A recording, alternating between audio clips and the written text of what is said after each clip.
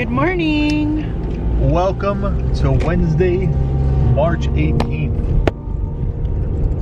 Last night we ended on kind of a sour note. I know it was a pretty intense conversation. Yeah.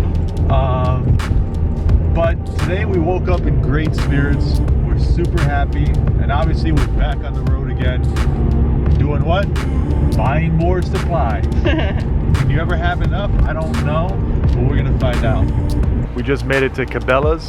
Her first time ever being here. Yep. I've been here like once before, and we can't wait to get inside and check out this really cool store.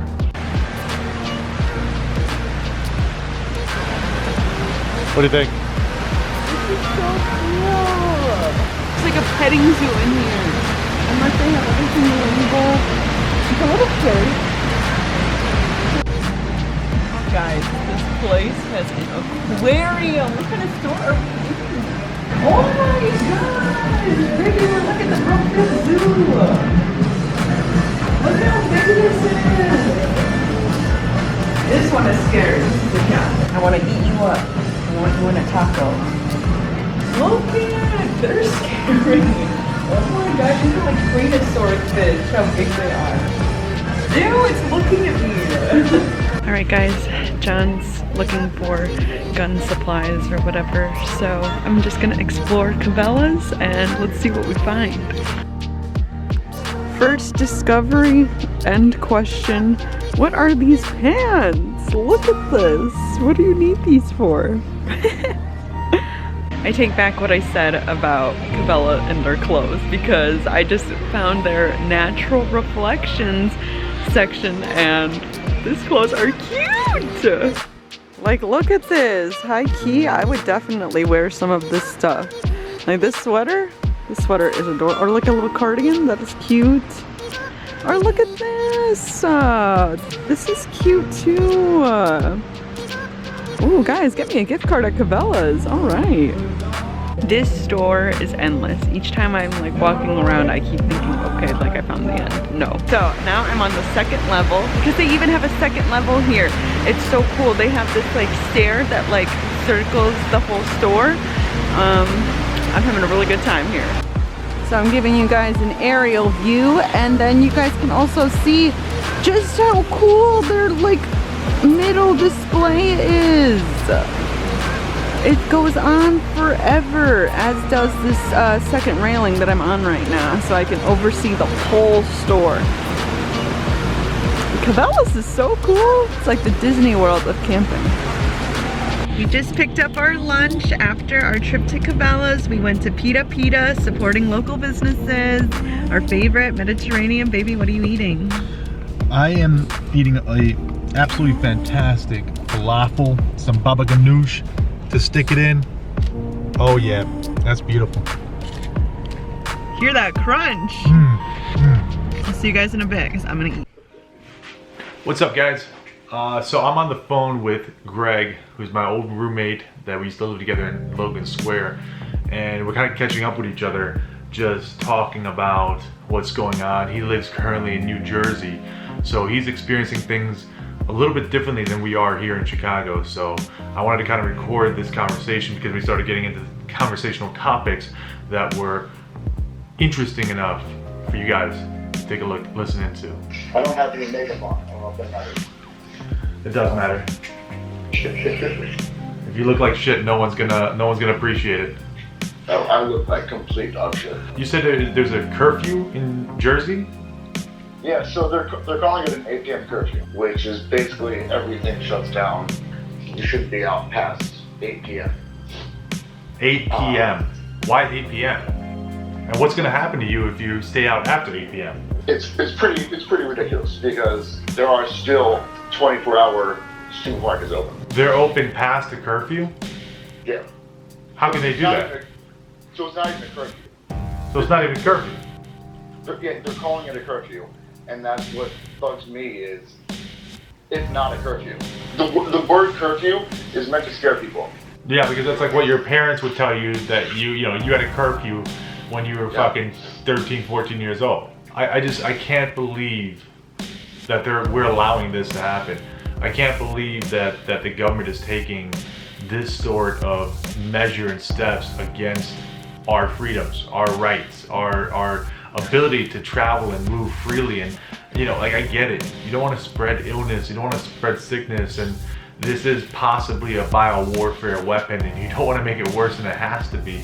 But at the same time, there's a certain level where it goes beyond safety and precaution, and it, you know, dives into the loss of liberty, right? I think honestly, if it lasts any longer than 2 weeks, then I would definitely be questioning the motives behind it. Because you think like 2 weeks is totally acceptable, totally cool? I think 2 weeks is precautionary. That's where I'm at. What we're talking about is an upper respiratory illness that's a little worse than the flu. And we have people looting grocery stores for fucking toilet paper. It's outrageous. The flu doesn't give you the shits. If you have the shits, you might have a deeper problem. If you have the shits, you probably shouldn't have ordered fucking takeout from Taco Bell. Somebody shut down Chipotle, please. Yeah, then we don't need this much toilet paper. Everywhere is desolate. Like, everywhere. This is already a small town, but... Well, do you feel prepared for whatever might be happening? Based on what you're doing, absolutely not. What do you mean based on what I'm doing? Stockpiling ammo and fucking a fuck ton of food and alcohol? Like, no. I don't feel like you can do that. Why do you feel like you don't need to do it? Because I feel like it's only going to be a 2 week thing. Yeah, and once we come out on the other side of 2 weeks, it's like whatever, right? Yeah. Maybe it's a bit irresponsible, but...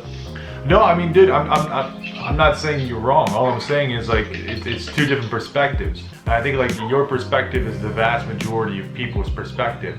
It's going to be a 2 week thing, and it's going to blow over, and it's not going to be a big deal.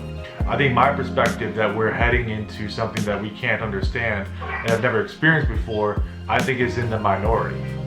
And I think that when you know, when things kind of break down, we're going to be in a position that we really need to utilize all of our knowledge and skills and the things we have. For me, I have enough food to last me 2 weeks. If I need to grab like a 6-pack, I can. As of right now. My problem is the hysteria of all of it. The more people freak out, the worse it's gonna get. Well, yeah, that's my whole point, man. I'll be honest with you, man. I don't really know about this whole coronavirus thing. I'm not concerned. But you're also contributing. You're also the dude who's going out buying ammo. That is hysteria. I don't think it's hysteria. I mean, I think part of it is like, yes, I am doing that. I am part of it. I'm not going to deny that. But what I am going to deny is that I'm doing it out of like some sort of arbitrary, unbased, you know, idea. So sure. if they run out of food, I mean, that's the reality. Once you run out of food, you're gonna go find food. And if it's like not at the grocery store, well, you gotta figure out what the fuck you're gonna do, right? Right. You're gonna have to do what you have to do. And for some people that are unprepared, they're gonna do things they thought they couldn't do. So I'm not gonna be caught up in that situation.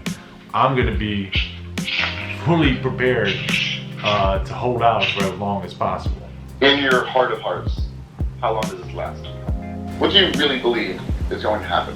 In my opinion, you're overstepping, over-preparing. Yeah. But realistically, how long is this going to last? Well, I think, like, realistically, we are changed forever. I think as a psyche, as a human race, this is going to have the same long-lasting effect that 9/11 did. And we're gonna look back at this moment and just be like, this is a totally life-changing moment for sure. In the present, how long is it gonna last?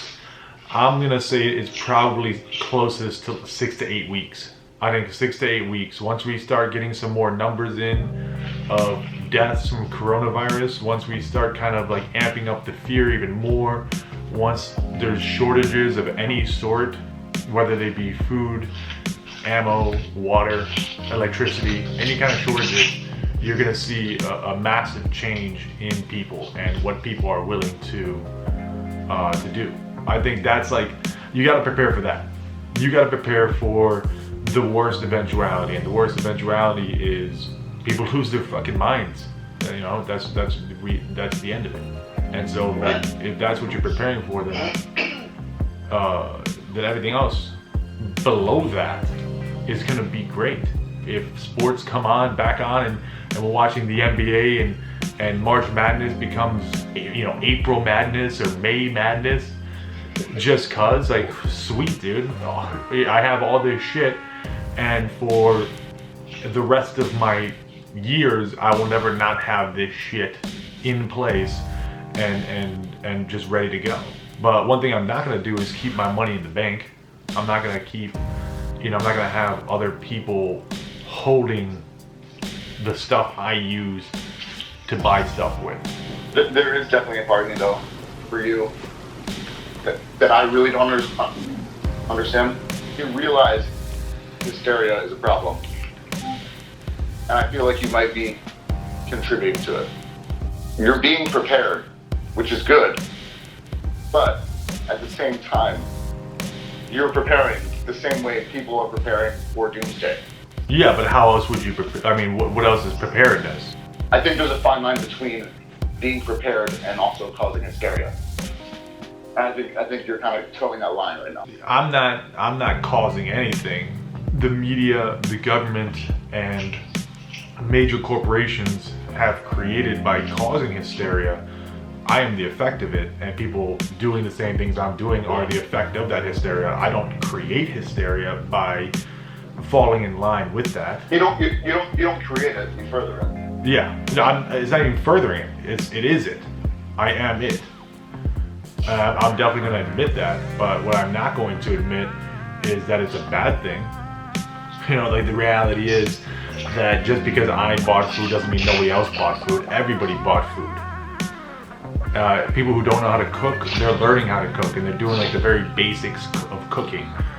If they are ordering to go, they're ordering to go food, and if they bought alcohol, they can still buy alcohol.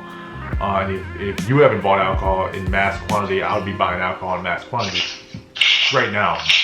No, I'm gonna fucking hit Walmart pretty soon. Whatever they have left. No, dude, you can't go to Walmart. You're just gonna be promoting the hysteria.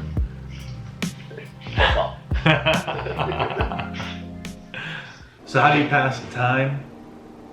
Uno. The worst game ever invented. Beware, guys, this next video might get a little tense because Uno brings out the worst in people, especially when certain people lose. So we'll see how this goes. So what did you and Greg talk about? He was asking about my preparedness level. He also, in a very nice way, accused me of being, like, over-prepared. Yeah, I don't think he thinks that really anything's gonna happen that's too negative. I think he's just like, we're gonna just have, instead of March Madness, it's gonna be April Madness or May Madness, you know what I mean? So everything's just gonna get pushed back. Everything's just gonna get pushed back, and we'll be totally fine in, like, 2 weeks and stuff. And I told him, I'm just like, you know, even if we are, that's fine. But then we're fully prepared for any eventuality. Right. Like, our psyche has changed after this event, no matter what. Do you think we're over-prepared? I don't really know how to feel. I still don't think Corona is as serious as everybody's reacting, as everybody's making it out to be. Like, the fact that all the bars closed, all the coffee places closed, everything closed. Like, I don't really think it should have gotten that far, but at this point, it's like, well, if we do end up being on a lockdown, like, we for sure can't leave our house, then I feel like we're prepared enough. Like, I don't think we're gonna be so crazy then. Fine, it's gonna be like that. It's cool. It's cool. You like that twice. I'm here to. It's starting to come out already. Right. Starting to come out. Because you get vengeful. You take it personally. Yellow and game. You're Booyah! Ha ha! Alright, let's see. 2 out of 3. Let's see. We're keeping score right now. Oh, we're keeping score now? Yeah, we're keeping score. It got serious. Uh-oh.